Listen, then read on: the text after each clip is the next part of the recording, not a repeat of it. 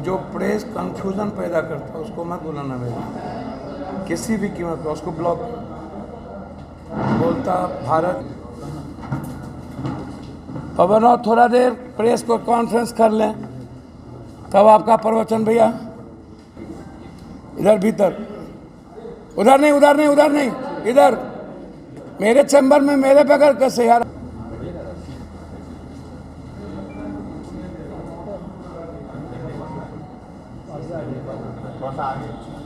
ठीक है, दो बातें हैं विनीत जी, थोड़ा सा नरेंद्र मोदी को छोड़ सभी लोग देश के पूर्णिया आ गए, बस आज नरेंद्र मोदी का आना बाकी है। मैं चाहूँगा कि नरेंद्र मोदी जी भी आ ही जाएं, उतर ही जाएं, तो पूर्णिया का सौभाग्य हो जाए, या दुर्भाग्य तो है ही।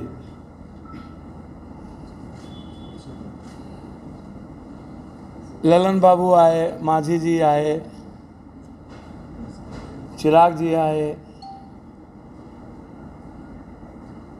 संजय बाबू आ गए, सम्राट जी डिप्टी सीएम आ गए, दोनों डिप्टी सीएम आ गए, सारे मंत्री जी आ गए। एक नज़र कल्याण कर दिए होते बिहार डिप्टी सीएम साहब, हमारे रोड के गड्ढे को देख लेते। बायसी, डगरवा, अररिया के साइड में जितनी बाढ़ आई हुई है, पानी नदियों का ऊपर है, काली मंदिर की लगभग सीढ़ी डूब गई है, कटाव जारी है। फिर मैं कहूँगा कि रोम जल रहा था, नीरो बंसी बजा रहा था। यह बात एक बार मैंने पहले भी होटल उद्घाटन में कही थी। इतने लोग यहाँ आए,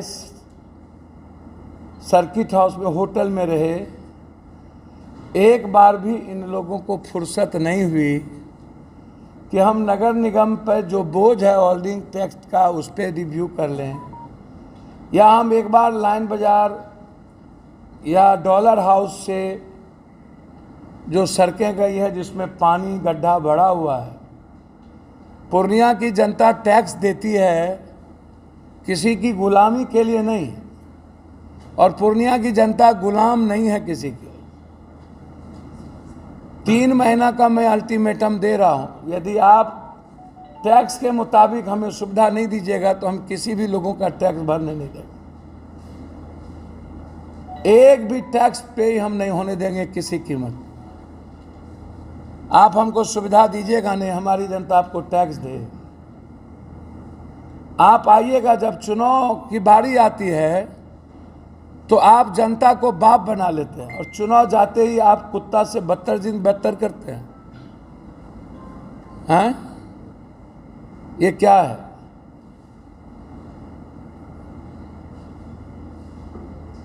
अरे भैया, चिराग जी मेरे भाई हैं, आए थे तो बनमनखी देख लेते। चीनी मिल खत्म हो गई तो कुछ एक फैक्ट्री बन जाती। डिप्टी सीएम साहब बियाडा की हालात को देख लेते और को सिखा।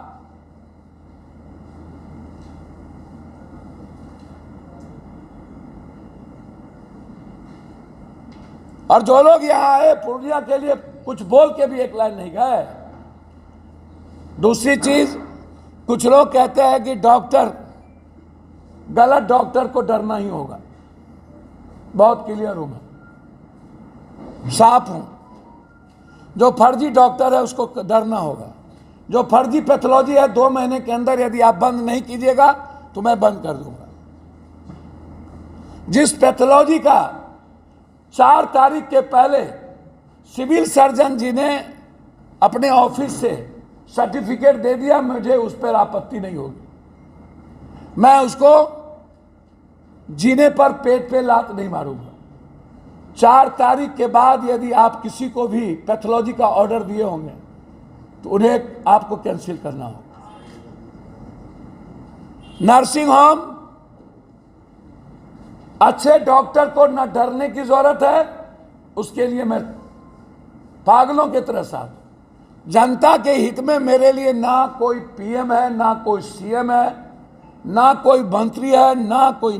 मैं कानून के दायरे में रह के पप्पू यादव को, यदि सिस्टम ये चाहती हो कि डराना और सरकार, तो मैं मरना पसंद करूंगा, डर के जीना नहीं। सदन के भीतर, लोकसभा के भीतर हर दिन बिहार और पूर्णिया का इशू उठेगा, हर दिन। 23 तारीख को यदि लोकसभा शुरू हो रहा है अगस्त तक, तो हर दिन एक ही सवाल होगा, बिहार, पूर्णिया, सीमांचल, कोसी। इसके अलावा दूसरी कोई बात नहीं। बिहार के सारे 13 करोड़ लोग की उम्मीद और भरोसा और बेटा हूं मैं। जो लोग साजिश रचते हैं ना, उसको सुप्रीम कोर्ट तक घसीटेंगे। जरूरत होगी तो इन लोगों के साजिश का पर्दाफाश करें। लेकिन जो लोग ये कहते हैं डरा हुआ, मैं फिर कहता हूं कि जो मंत्री जादूका के यहां गए, जादूका ने जिस यादुका का, दीपक यादुका का नाम लिया और डीआईजी साहब ने कहा कि उसको गिरफ्तारी के लिए, आज तक गिरफ्तारी क्यों नहीं हुई? जादुका ने चिट्ठी लिखा नीतीश कुमार को, आज तक न्याय क्यों नहीं मिला? और मैं पूर्णिया, कोसी, सीमांचल, बिहार के सारे एमएलए, एमपी, उनकी संपत्ति की जांच की मांग सदन में उठाऊं। से उसकी जांच हो कि इतने पैसे 20 सालों के अंदर इन मंत्री संतरी को कहां से आए। ये आप मांग में उठाऊंगा, ये आप सुन लीजिएगा। मैं एमएलए, एमपी के संपत्ति की जांच के लिए सुप्रीम कोर्ट में मैं पीआई दायर करूंगा। इतनी संपत्ति इन लोगों के पास कहां से आए, इनकी पूरी जांच होनी चाहिए। जनता का पैसा है। धन्यवाद। अंतिम में मैं कई बार कह चुका हूं कि रुपौली, जो लोग राहुल गांधी, प्रियंका गांधी और कांग्रेस की विचारधारा को मानते हैं, हर परिस्थिति में, चाहे कोई भी हो, यदि हमारे साथ जो लोग थे और आज कभी निर्दलीय तो कभी एनडीए, वो लोग मेरे साथ विचारधारा से नहीं हैं, न आगे अब कभी रहेंगे। जो लोग इस चुनाव में एनडीए के साथ हैं या निर्दलीय के साथ होंगे, वो पप्पू यादव के साथ नहीं हो सकते, क्योंकि हमारी आइडेंटिटी और विचारधारा कांग्रेस की है। हमारे लोग कांग्रेस की विचारधारा के साथ रुपौली में खड़े हैं और मैं उम्मीद करता हूं कि रुपौली की जनता माफ करके, क्षमा मांगता हूं मैं, हाथ जोड़ के, यदि कोई गलती भी हो महागठबंधन के कैंडिडेट से तो उसकी क्षमा करिएगा, माफ कर दीजिएगा। मैं सूद और ब्याज के साथ, वो कुछ करे ना करे, जैसे ही चुनाव खत्म होगा, रुपौली के विकास की शुरुआत पप्पू यादव के हाथ से शुरू हो। ये मेरा वादा है। मैं पुनः एक बार रुपौली की जनता से हाथ जोड़ के क्षमा मांगता हूं। यदि कभी भूल में गलतियां हुई होगी, उसको क्षमा करिएगा। और आप एक बार मेरे लिए अपनी बेटी के साथ खड़े रहिएगा। बहुत बहुत धन्यवाद। नमस्ते। बुजुर्ग हैं, कौन मुसहर, कौन राम मंत्री बन रहा है, यह सवाल नहीं है। मुसहर समाज की स्थिति कितनी बदतर है, यह सवाल है। और मुसहर समाज की जिंदगी बदलने के लिए मैं खड़ा हूं।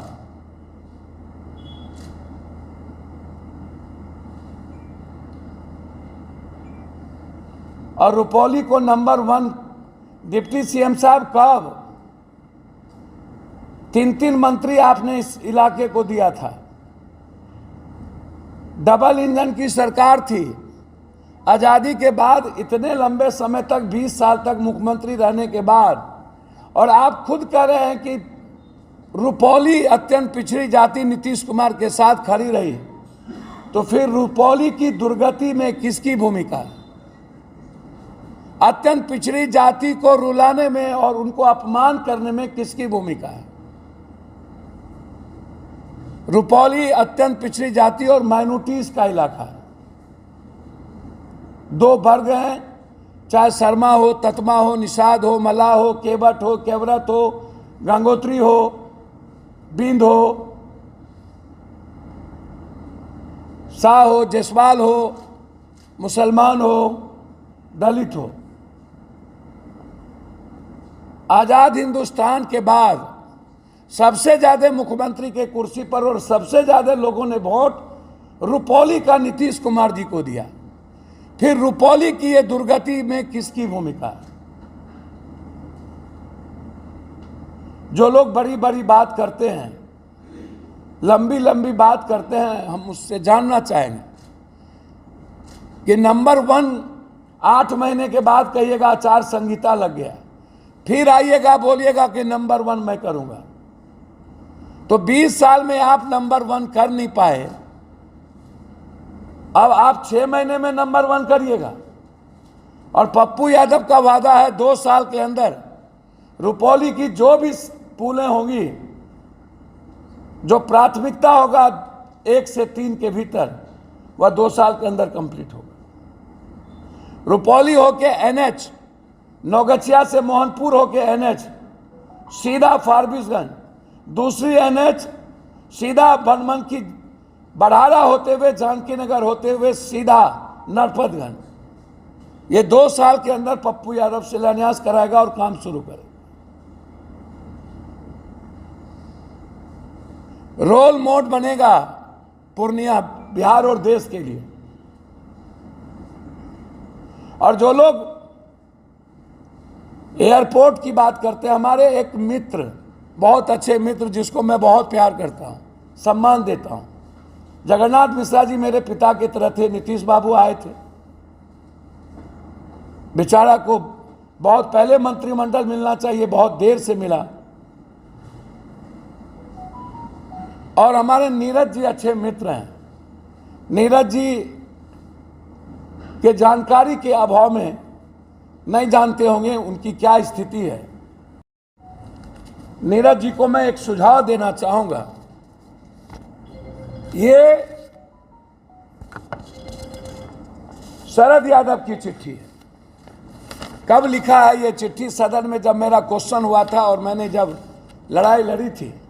ये चिट्ठी है 20 नवंबर 2000, 14 साल पहले। एयरपोर्ट 24 साल। ये जन्म नहीं हुआ था राजनीति में कुछ लोगों का। हाफ पैंट पहनते थे, ढोरी का घाव, वो नेटा नहीं सूखा था, और घाव नहीं, ढोरी का घाव नहीं छूटा था, और नाक का नेटा नहीं सूखा था। एक ये। दूसरी चीज ये है, फिर मिस्टर यादव जी ने हमको चिट्ठी लिखी 18 तारीख को, ये है। दूसरा, शाहनवाज हुसैन ने मुझको चिट्ठी लिखा 31 अक्टूबर 2001 को, जिसकी प्लेन शुरू कर रहा हूं और प्लेन शुरू भी हुई थी। ये है शाहनवाज हुसैन 2001 को। जरा आप याद कीजिए कि कितने लोगों का जन्म हुआ था 2001 में, किस किस का ढोरी का घाव छूटा था, इसको जरा देख लीजिए। 24 साल पहले नीतीश कुमार की सरकार नहीं बनी थी। फिर हमको शाहनवाज हुसैन ने लिखा 17/2002 को, मिस्टर यादव, ये आप authority west side of the airport NOC, defence is the issue, staff is the. ये देखिए, ये देखिए, ये लिखा गया। फिर मुझे राजीव प्रताप रूढ़ी ने चिट्ठी लिखा 4 अगस्त 2003। ये देखिए, 4 अगस्त 2003। ये राजीव प्रताप रूढ़ी ने हमको चिट्ठी लिखा। ये देखिए। फिर हमको शरद यादव जी ने एक चिट्ठी 22 जनवरी 2001 को लिखा। इतना पत्राचार, अभी CM इब्राहिम के समय का भी पत्राचार, जब देवेगौड़ा जी प्राइम मिनिस्टर बने थे तो उसका भी। ये सारा मैं आप लोग को दे रहा हूं। अज्ञानता बस, चूंकि उस वक्त नाक का नेटा कुछ लोग का मां पोछ रहे होंगे, ये है पप्पू यादव का प्रूफ।